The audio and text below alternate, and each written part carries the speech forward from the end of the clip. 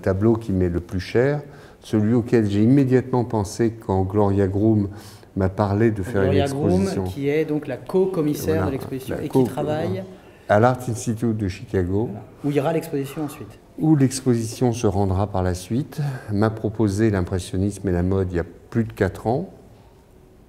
J'ai immédiatement pensé à un tableau, c'est La femme au perroquet. Je me suis dit, ah, nous aurons La femme au perroquet. Elle est depuis fort longtemps métropolitane, depuis les dernières années du 19e siècle. Et pour moi, elle est un des symboles de l'élégance. Alors pourquoi? Parce qu'en même temps, elle est en négligé. Justement, mais avec quelle élégance, avec quelques boutons qui sont ouverts, avec une manière de se tenir, parce qu'il faut tenir compte que c'est le même modèle qui a posé dans Olympia et dans Le déjeuner sur l'herbe. C'est Olympia en fait. C'est Olympia, oui. C'est Victorine Meurant qui est la modèle préférée de Manet. En fait, le tableau ne s'appelle pas La femme au perroquet, mais une jeune femme en 1866. Et le tableau date donc de la plus grande période du début de l'impressionnisme, la seconde moitié des années 60, qui voit les impressionnistes, malgré toute opposition qui leur est faite par l'Académie des Beaux-Arts et par l'opinion publique, les impressionnistes commencent à dominer petit à petit la scène parisienne. Et qu'est-ce qui vous plaît dans ce tableau? C'est le négligé, ce sont les couleurs? C'est que d'abord c'est une allégorie des cinq sens. Le goût c'est l'orange, la vue, le petit monocle. Petit monocle qui a certainement été donné par le protecteur de cette femme. Parce qu'elle était quoi en fait? Sa fonction elle n'existe pas parce que c'est un modèle qui revêt des habits.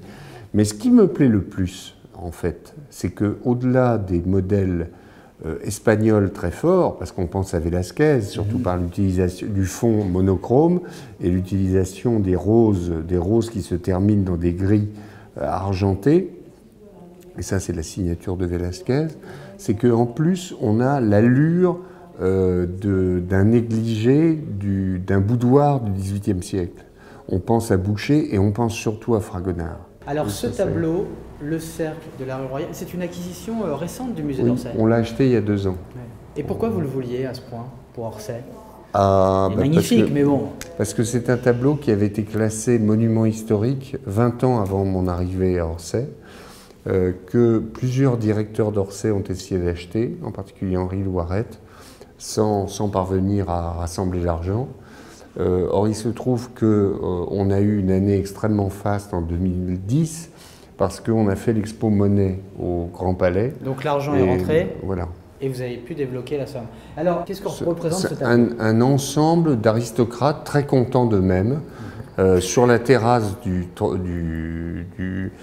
de la place de la Concorde, avec derrière, on voit l'ancien bâtiment du Palais des Beaux-Arts qui a disparu pour devenir le Grand Palais par la suite, mais on est en 1867, donc on est à l'apogée du Second Empire. Guy Cocheval, là je ne comprends pas, Rolla de Gervex, c'est pas un tableau impressionniste du tout, qu'est-ce qu'il fait là? Non, mais c'est un tableau qui est lié à l'impressionnisme. D'abord, c'est un tableau réaliste, et Gervex va devenir, après les années 70, un des tenants de la peinture réaliste, mais c'était un ami des impressionnistes, et c'est surtout un ami très proche de Degas. Et Degas lui avait dit, lorsque Gervex commençait à peindre son tableau, Degas lui avait dit, si tu veux qu'on te comprenne, il faut que tu jettes le corset, les sous-vêtements au pied de cette femme. Et ça deviendra très clair qu'ils ont fait l'amour toute la nuit et qu'elle a dû enlever ses vêtements pour, sinon se on ne faire. comprenait pas. Et Voilà. donc là, les vêtements, vous les avez fait tomber, vous les avez matérialisés sous les yeux du visiteur de l'exposition. Voilà. Ils sont encore, voilà, ils sont tombés au bas sont là. du...